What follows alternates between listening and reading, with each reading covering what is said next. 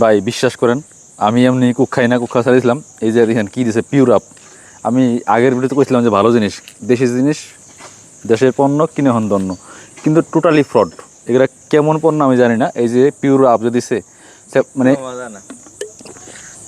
কোনো স্বাদ নাই। তার মানে মানুষের ঠকানো ছাড়া কিছু কাম না। কারণ গ্রামে এইসব জিনিসগুলো রাখলে দোকানদারকে থেকে ওই কোম্পানিগুলো কী করে আইনা বুঝ দেওয়া যায়, লাভ বেশি হয়।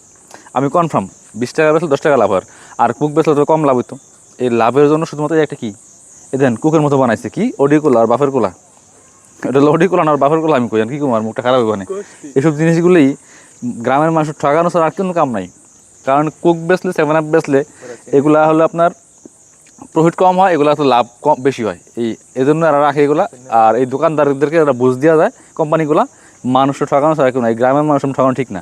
আমি খাইলাম, দেখলাম, এগুলা কিনবেন না, না হলে খাইবেন না। এটা হলো হিসাব সহজ। ভালো থাকবেন সবাই।